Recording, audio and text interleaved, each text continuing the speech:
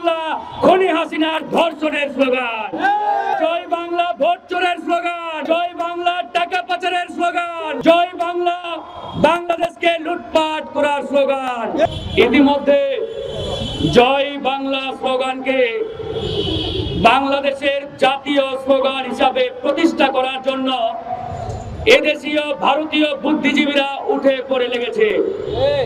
তারা বলতে চায় জয় বাংলা নাকি বাংলাদেশের স্লোগান, জয় বাংলা নাকি মুক্তিযুদ্ধের স্লোগান। আর আমরা বলি জয় বাংলা বাংলাদেশের স্লোগান নয়, জয় বাংলা খনি হাসিনার ধর্ষণের স্লোগান, জয় বাংলা ভোট চোরের স্লোগান, জয় বাংলা টাকা পাচারের স্লোগান, জয় বাংলা বাংলাদেশকে লুটপাট করার স্লোগান। আজকে যদি আমরা প্রশ্ন করি এই জয় বাংলা স্লোগান দিয়ে ছাত্রলীগের সন্ত্রাসীরা সেই বিশ্বজিৎকে যখন কুপিয়ে কুপিয়ে হত্যা করা হয়েছিল তখন বাংলাদেশের এই তথাকথিত বুদ্ধিজীবীরা কোথায় ছিলেন?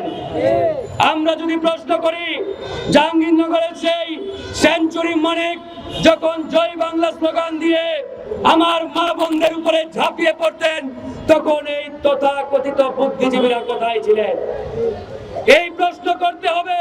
1971 সালের সেই 7ই মার্চ এই তথ্যটি অনেকেই বলেছে। শেখ মুজিবুর রহমান তৎকালীন রেসকোর্স ময়দানে 7ই মার্চের ভাষণের শেষ শব্দটি ছিল নাকি পাকিস্তান জিন্দাবাদ, যেটি বাংলাদেশের কোন দলিল দস্তাবেজে আর খুঁজে পাওয়া যায় নাই।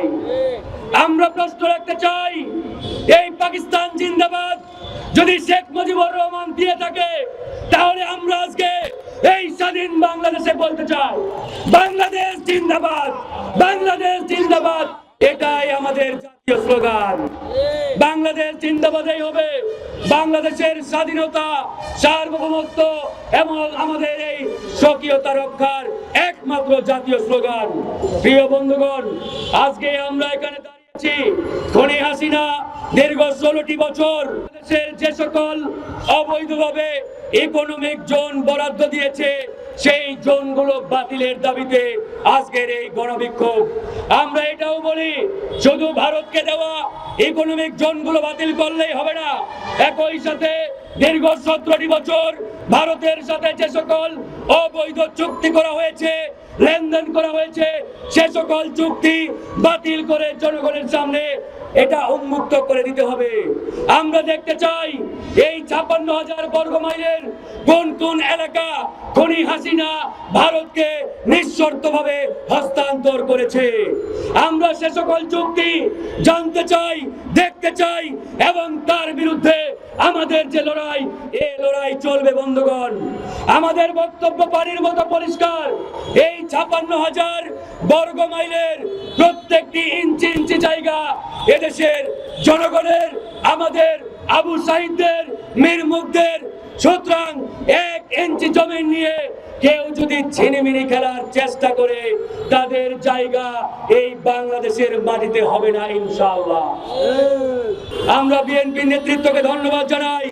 একই সাথে বিএনপির ভারপ্রাপ্ত চেয়ারম্যান তারেক রহমানকে বলতে চাই আপনার দলে কোন ভারত প্রেমী নেতা থাকলে তাকে ঘাড় ধাক্কা দিয়ে বের করে দেন। কারণ বিএনপির লক্ষ কোটি তরুণরা, বিএনপির তৃণমূল, তারা চায় না বিএনপির মধ্যে কোন ভারতীয় দালাল থাকুক। সুতরাং বিএনপিকে সিদ্ধান্ত নিতে হবে তারা ভারতীয় দালালদের তাদের দলের হাইকমান্ডে রাখবে নাকি ভারত বিরোধী বাংলাদেশের লাখো কোটি মানুষের হৃদয়ের কথা বুঝে, সেন্টিমেন্ট বুঝে এরকম নেতাদের সামনে আনবে। সেই সিদ্ধান্ত তারেক রহমানকে আজকে নিতে হবে।